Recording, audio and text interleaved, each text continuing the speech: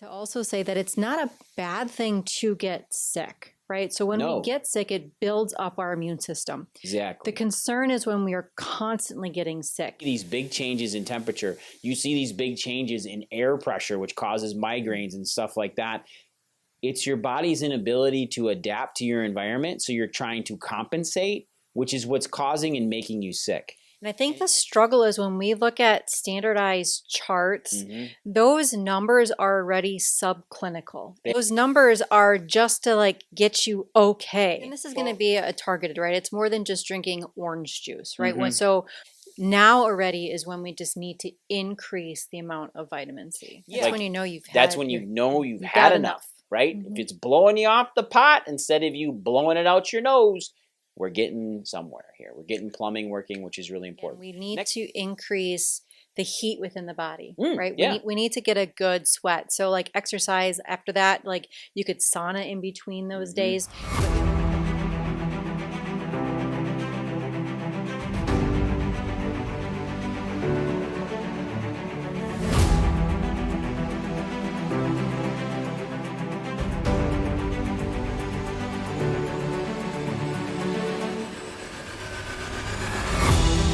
Hey everybody, welcome back to the podcast. I'm your host, Dr. Skip Wyss, and I am as always with the beautiful, wonderfully radiant Rapunzel, Dr. Julie Wyss, old Dr. Fairy Fingers. How are you today? I'm good. Yeah, I'm doing really good too. Say, Dr. Julie, we have been having in lots and lots of children sick lately. Lots of adults sick as well. Wisconsin's been really interesting this time of year. We've had a very warm fall. Fall's been in the 70s and 80s, which is kind of unheard of right now.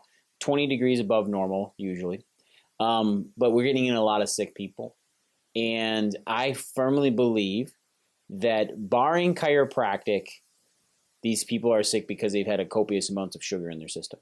I 100% guarantee. And we're becoming reactive rather than proactive. And so I'm hoping that's everything that we're going to talk about today of how we can boost our natural immunity and build up really a natural medicine cabinet. Yeah, and everything that we have in our body is designed to heal us. All the drugs that you need are actually in your body. So the first thing I want to talk about, Dr. Julie, is whenever we have patients in and we get these massive changes in temperature in our environment, people tend to get sick. And it's an inability of their bodies to appropriately adapt to the environmental changes. So instead they get stressed out. Their body gets super stressed and then they end up sick. What is, do you think, the best way for them to adapt to their environment? Well, we need to figure out, okay, why is it so easy? Why are they so susceptible to getting sick? And then we know that their body is stressed. So, okay, how can we deal with stress? So can we take things off of our plate? Do we need more sleep? A lot of it is, are we binge eating or are we eating sugary processed foods? And I mean, that's the foundation of chiropractic, that we work on the nervous system. And so when our brains and our bodies are going nonstop and we are just anxious or even depressed and our body just can't cope and get ahead, that's what chiropractic is really, really great at, is allowing us to finally stop, assess the situation, and allow our body to figure out, okay, this is what I need to do next. Yeah, and it's our inability for us to then adapt to our environment. And when your nervous system is subluxated, when it's not communicating properly to your brain and your body gets under extreme stress, like you talked about. In fact, there was an anonymous person that posted inside Facebook, it was anonymous, of a mom. She was specifically asking if there was anybody that specialized in the Green Bay area in balancing the nervous system. Like, it's the first time in my life, 16 years, where I've seen somebody literally post, who balances the nervous system and helps us adapt and cope with stress? Who specialized in that? And of course, I went in there and commented immediately that this is actually what chiropractic does at its core. This is what we do. We're not back pain, headache specialists. Like, we're very good at helping the body deal and heal all of that. But our job is to get the body back to regulating itself properly and adapting to its environment. So if you're a person out there right now, a mom or a dad or even your child, and you see these big changes in temperature, you see these big changes in air pressure, which causes migraines and stuff like that, it's your body's inability to adapt to your environment. So you're trying to compensate, which is what's causing and making you sick. And it's a big issue. And there's other things that we're going to talk about here nutritionally and adaptogens and things like that to really help your body bolster its immune system, increase its T cells, increase its immune response.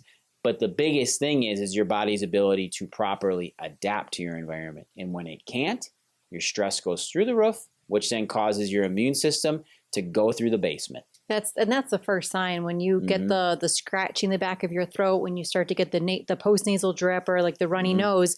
That's your body giving you those signs of, oh, I need to start doing something now. Yeah. But again, I'd like to also say that it's not a bad thing to get sick. Right. So when we get sick, it builds up our immune system. Exactly. The concern is when we are constantly getting sick. Yes. And then if we are sick for prolonged periods of time, that's again, okay, we need to figure out, why is the body unable to get over it? Why is it lingering for so long?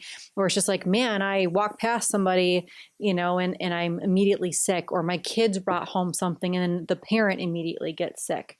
So that's where, okay, we need to figure out what is the trigger. Yeah. But then ultimately, okay, this is what's going on. These are the things I need to do. But how can we be proactive and stop it from happening the next time? So being proactive, right? Absolutely. And that's a huge thing. So one of the biggest things that we see in proactivity is obviously getting your body checked, getting your nervous system checked, getting it cleared out. So let's say that we've got chiropractic done. So chiropractic is out of the way. What I mean by that is body's clear, subluxation free, and we're still getting sick. So what are some things then that we can do to bolster our immune system? And actually, some would say you don't want to say boost your immune system. I would say then, instead of boost, how do we help increase its response? How do we help the nervous system out? How do we help the immune system out? Because they are paint and primer. They work together.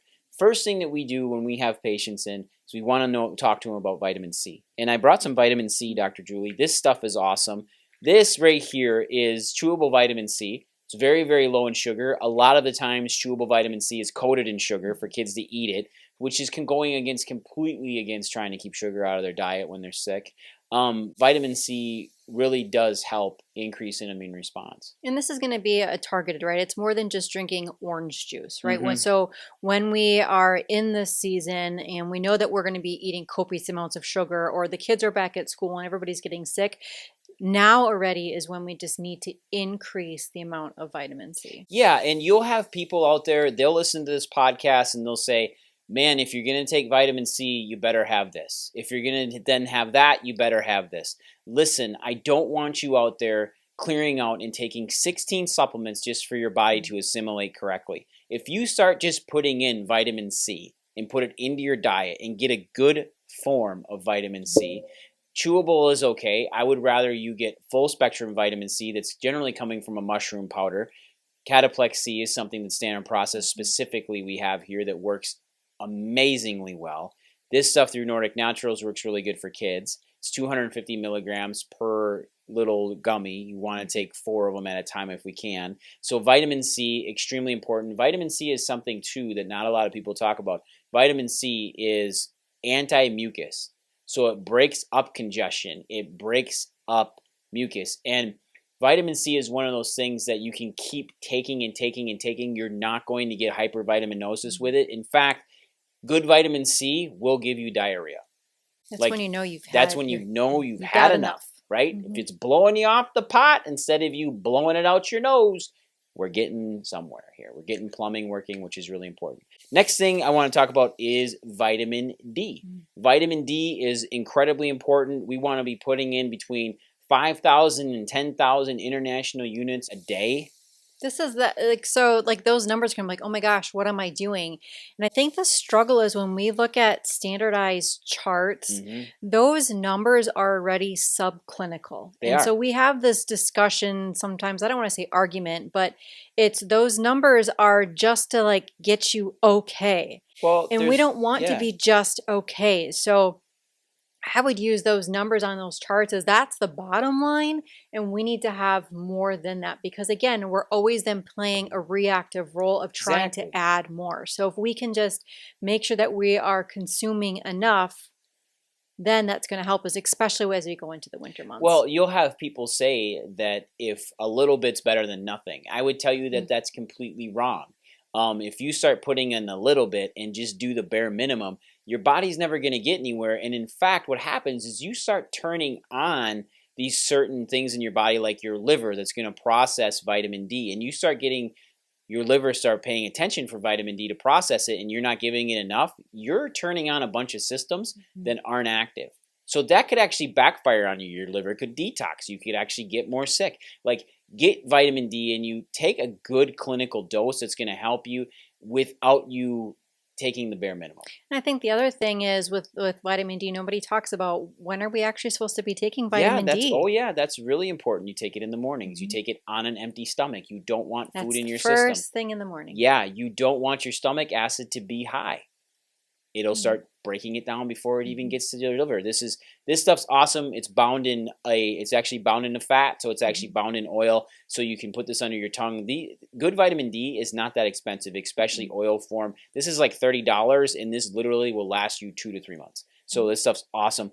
And then elderberry syrup. Elderberry syrup, this stuff is fantastic. This is nature's cough syrup.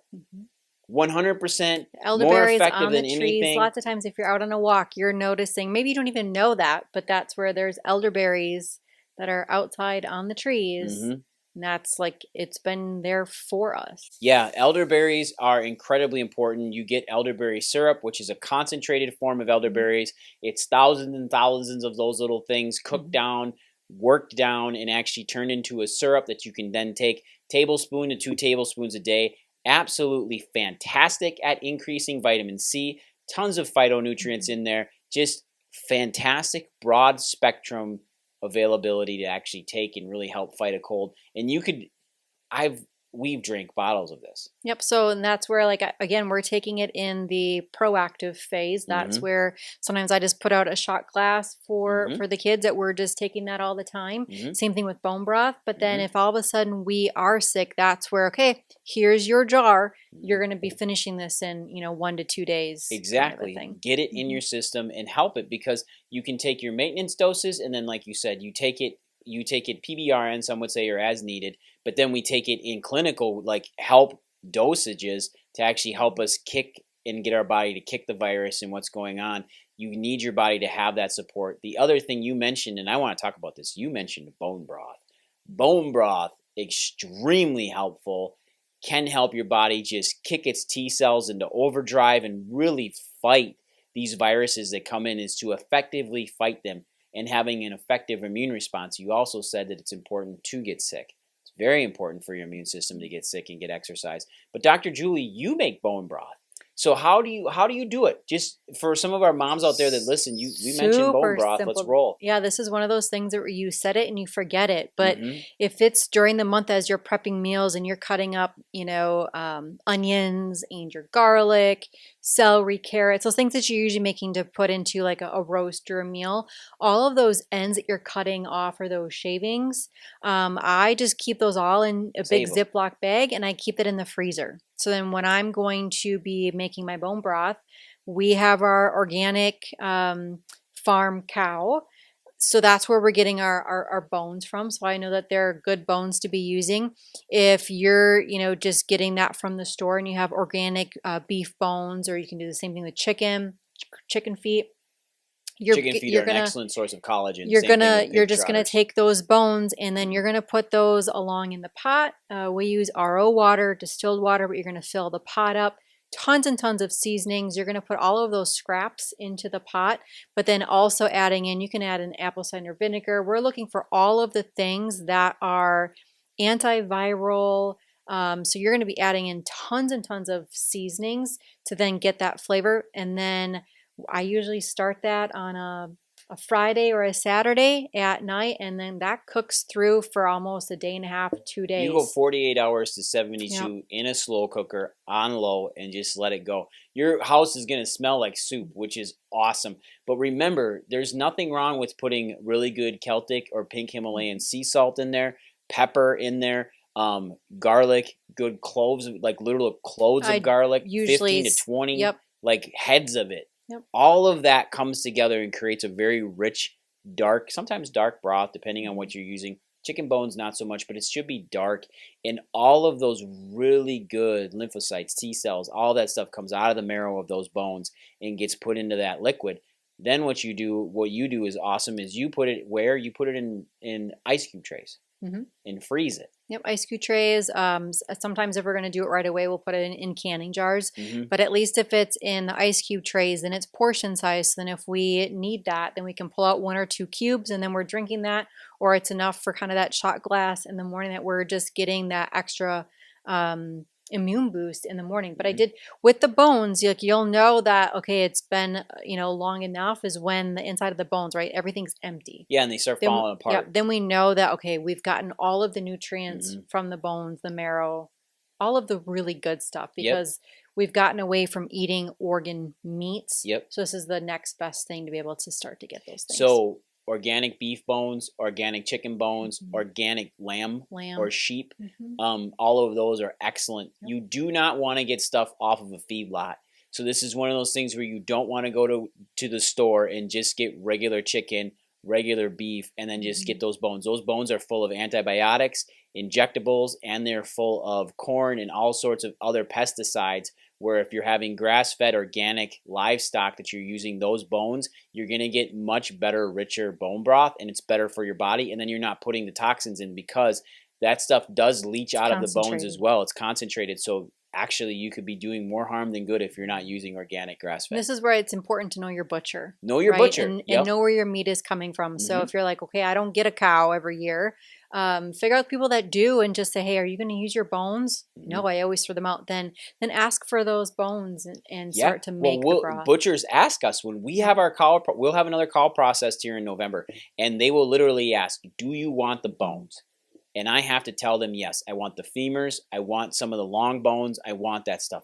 And they'll say, sure, that's great. I'm glad you said that, because otherwise I've got a list of people that want them. And they're making bone broth because that stuff is just nature's goodness. It is stinking fantastic.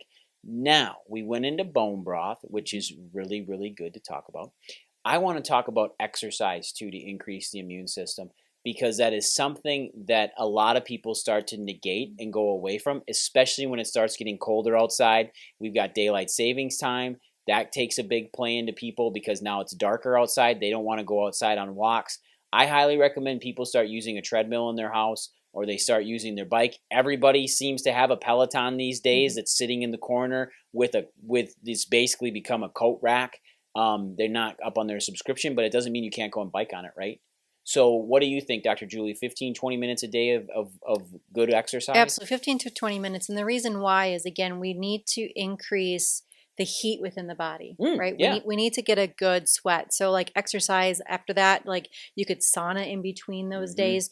But yeah, we need to get the movement, right? So if we talk about how this started with stress, right? So if we just can start to get that movement, that's going to help to decrease the stress. That's where if we are coming down with something, it's going to allow our body to process and to push it out that much quicker as well with that exercise. Yeah, it's a detox, right? That sweat is a detox system. In fact, one of the most effective ways to fight a virus is heat. Whether it's a hot shower, steam baths with essential oils in them, or if you can or you have it, infrared sauna, red light therapy. Those saunas work amazing. If you don't have infrared, just regular hot sauna, steam sauna, which we have in our house. Those things nip things in the butt. And it was so effective during 2020 to 2022, and the saunas were extremely valuable at that time, and they still are. Well, and I think, and that's why, like, as we're talking about this, of why exercise is important, right? Because it raises the body's core temperature to kill the bacteria, the viruses.